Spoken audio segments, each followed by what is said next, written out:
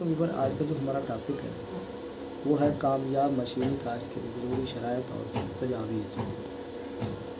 ہمارے ملک میں زراعت میں مشینوں کا استعمال درج ذیل شرائط پوری ہونے پر ہی فائدہ مند ثابت ہو سکتا ہے۔ مالیات کی فراہمی۔ اپنی کم آمدنی کی وجہ سے کاشتکار اپنے طور پر زرعی مشینیں اور آلات نہیں خرید سکتا۔ اگر بینک اور دیگر مالی ادارے کاشتکاروں کو کم شرح سود اور آسان شرائط پر قرضے فراہم کرتے تو مشینوں کا حصول اور سہل ہو جاتا ہے۔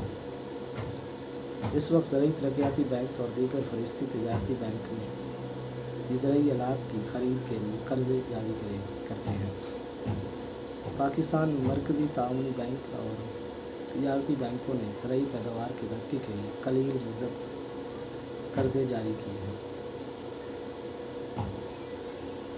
جبکہ زرعی ترقیاتی بینک نے طویل مدت منصوبوں کے لیے بھی قرضے جاری کیے ہیں تاکہ کاشتکار ٹریکٹر، ٹیوب ویل وغیرہ لگوا سکے اور ملک کی زرعی پیداوار میں اضافہ ہو۔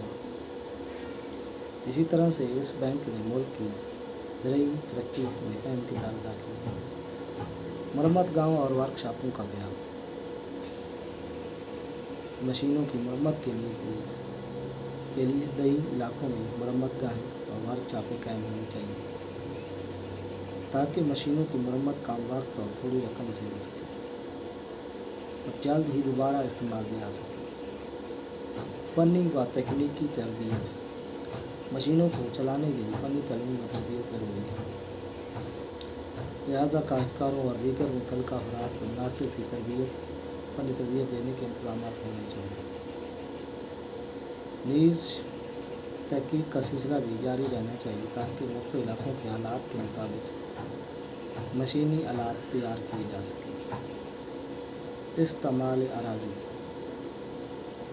مشینی کاشت کو کامیاب بنانے کے لیے ضروری ہے کہ قطعات اراضی بڑے سائز میں ہوں، لہٰذا ایک ہی ملکیت کی مختلف جگہوں پر بکھرے ہوئے چھوٹے چھوٹے قطعات کو اشتمال اراضی کے ذریعے بڑے ٹکڑوں میں تبدیل کرنا بہت ضروری ہے۔ اس عمل پر کام جاری ہے، لہٰذا کام مکمل ہونے پر خوشگوار اثرات کی توقع کی جا سکتی ہے۔ مشینی آلات کی تیاری اور اسمبل کرنے کی سہولت۔ مشینی آلات کی کرائیوں پر دستیابی۔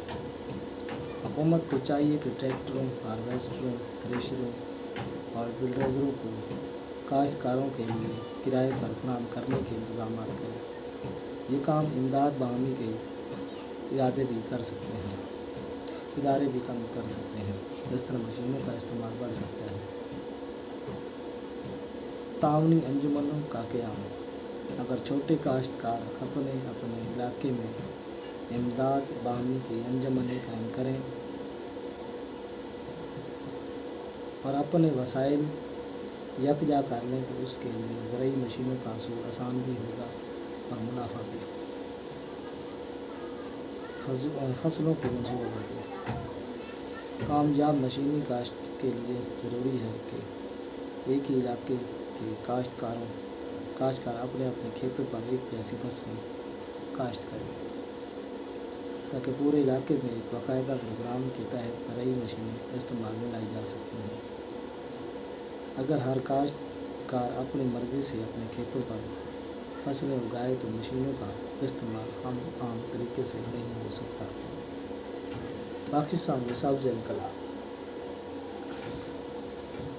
زراعت ملکی معیشت کا سب سے اہم شعبہ ہونے کے باوجود ابھی تک پسماندگی کا شکار ہے، کیونکہ طریقہ کاشتکاری پرانا اور دقیانوسی ہے۔ سیم، تھور اور کٹاؤ کی وجہ سے لاکھوں ایکڑ اراضی ناکارہ ہو چکی ہے۔ سیلاب، خشک سالی اور امراض نباتات جیسی قدرتی آفات